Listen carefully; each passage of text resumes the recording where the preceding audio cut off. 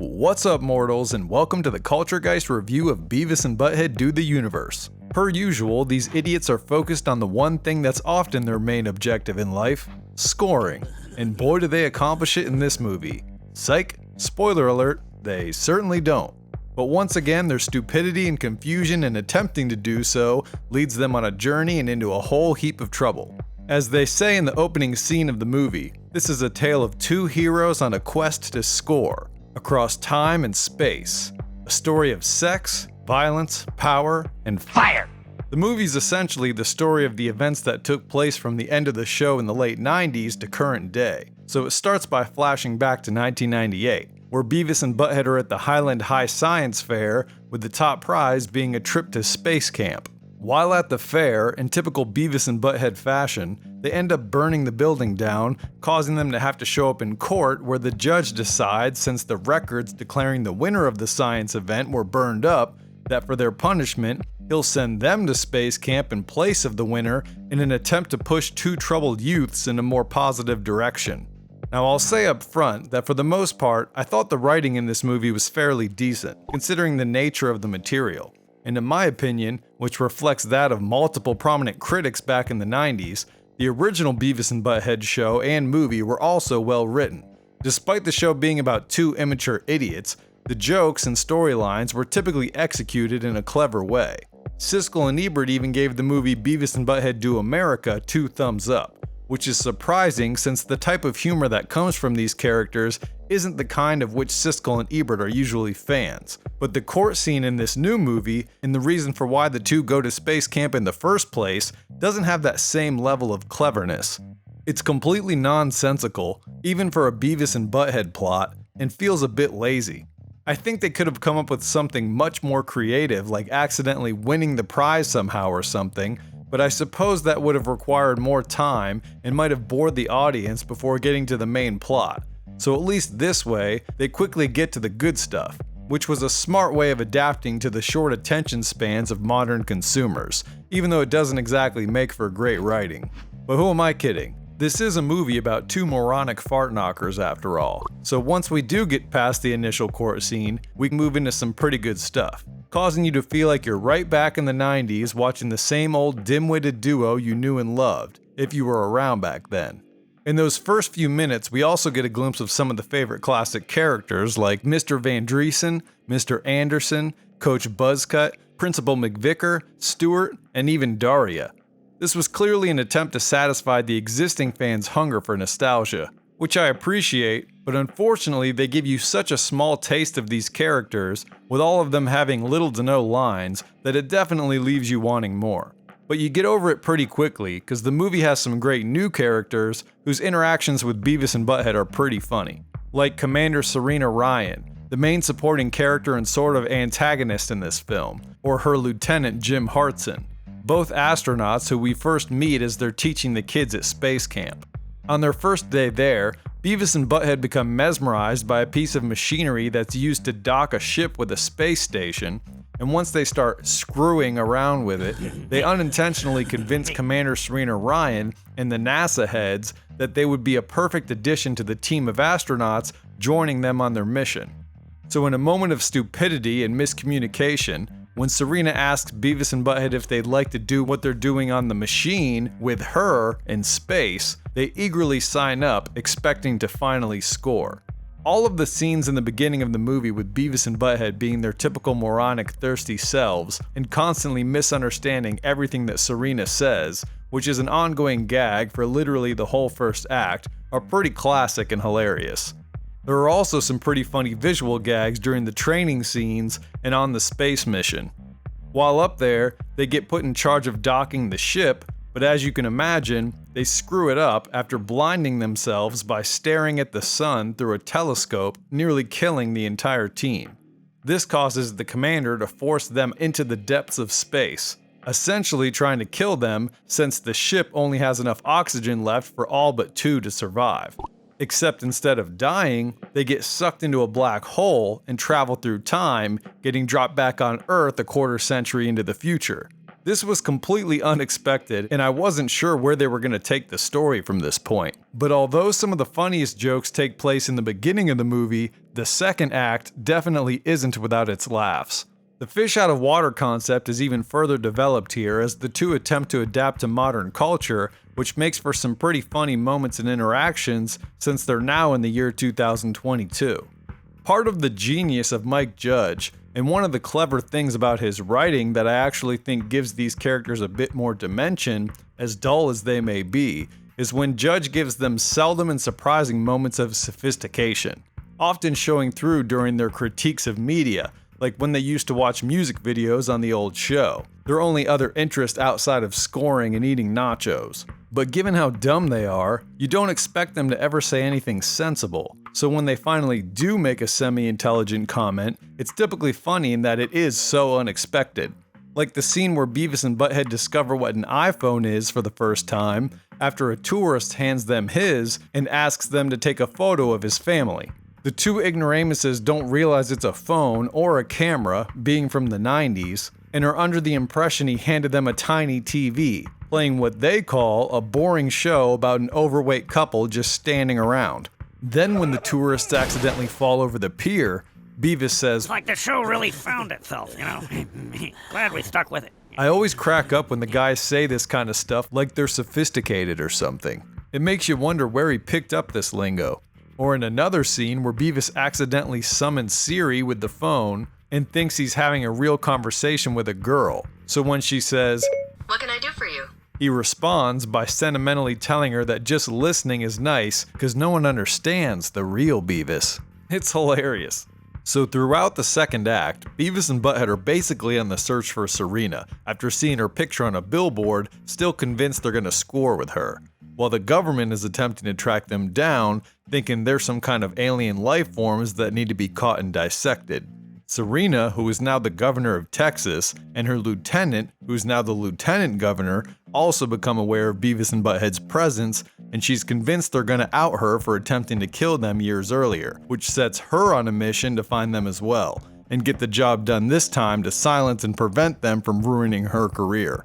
Similar to the first movie, the boys travel around and get themselves involved in all kinds of hijinks on their journey, narrowly and unwittingly dodging the government agents everywhere they go, until finally getting caught, but managing to save their own lives when it becomes apparent to Serena and the government agents that the two aren't aliens and have no plans for anything other than getting laid.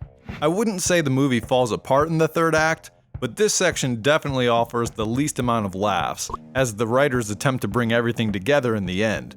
There are still funny moments, and even an appearance by the great Cornholio, which you knew had to happen, and is definitely an appreciated highlight of the movie, but the very final scene just seems kinda ridiculous and unnecessary. Throughout the movie, there's a subplot where two intelligent forms of the dimwits come about after the black hole incident and repeatedly try to convince Beavis and Butthead that they need to reach a portal to save the universe. They also make Beavis and Butthead aware that there are infinite versions of them throughout multiple parallel universes, none of which have ever scored. But when the intelligent Beavis finally does score, it leads to this final scene where all of the infinite Beavis and Buttheads gather for a ceremony to award smart Beavis a medal for scoring, and Butthead one for watching. They could have literally cut this entire thing out and ended it with just the scene before it, where Beavis and Butthead explain that they got their house back and just live as they always did in modern times. But even with this last scene, the entire film runs just shy of an hour and a half, so they probably didn't want it to be too short. But I suppose after watching the scene the second time, it actually was funnier to me then than the first. And at the time of this review, it currently has a 7.6 on IMDb, and an 88% audience score on Rotten Tomatoes with a tomato meter score of 97%. Most of the written reviews I've read were positive as well, so it seems viewers and critics like this movie about as much or even more than I did, and about as much as the first film. I was pleasantly surprised by how funny and entertaining it was. I was smiling the entire hour and 25 minutes, and kept a laugh count while watching, with the movie pulling a genuine 47 laughs out of me. That's much more than typical comedies these days, and more than I would expect from a straight-to-platform movie from a decades-old franchise. I even knew some of the jokes were coming already from them having been given away in the trailer, which is why I typically avoid all trailers for movies I'm looking forward to watching. But despite having already seen some of the gags, they still made me laugh. One thing I found surprising about the film was how similar it was to the original material. Other reviewers seem to have felt the same way. The same sophomoric, idiotic, semi-offensive humor was still there. For anyone who's watched my other videos, you already know I'm a ghost child still trapped in the immature mind of my younger self, so ridiculous 69 jokes and puns about doing it get a laugh out of me every time. And this movie wasn't affected by any overt political messages or tarnished by political correctness either, which is especially surprising considering this is an MTV production. That's something that's been ruining a lot of modern movies, and in my opinion is why few truly hilarious films have come out in the last decade. But it isn't present here. It just felt like a movie that easily could have existed during the era in which it was created. And that was refreshing considering how most franchises these days seem to completely change or ruin themselves with modern reboots and sequels that don't reflect the true nature of the original, but rather feel like a shell of their former selves and typically don't compare on any level. That being said, the only real noticeable difference between this and the 90s version was the design of the animation, which didn't have that classic Mike Judge look to it, but was close enough not to really matter. It was kind of strange that Beavis and Butthead themselves looked pretty much the same, and a lot of the backgrounds looked similar, but most of the new characters looked different in the way that they were animated. It was nice seeing Beavis and Butthead in HD, and it still had somewhat of a hand-drawn look, even though it seemed to have been done digitally but made to look hand-drawn. And the backgrounds didn't seem to have that signature watercolor textured look to them. The change didn't cause the movie to lose its charm necessarily, the way big screen versions of shows like The Simpsons did by adding shading to give it dimension and a more dramatic feel, but the difference in animation here was pretty noticeable at times. You can tell in this movie that they tried to make the animation look sort of gritty and imperfect with the stroke outlines of the characters to make it seem hand-drawn, but it seems like they may have overcompensated a bit, making the lines a bit too thick and too messy compared to the original. I imagine a lower budget for this film is partially to blame, although I couldn't find the actual dollar amount to compare to Beavis and Butthead Do America's $12 million budget.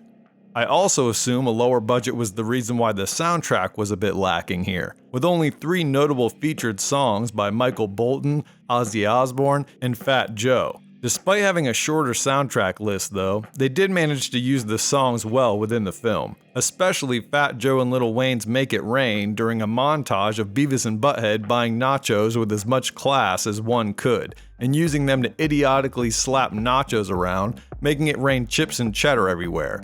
Not only is the scene hilarious, but the song is perfect for it, and it takes you right back to 2006, which was 8 years after Beavis and Butthead ended, but still added an additional element of nostalgia to the film.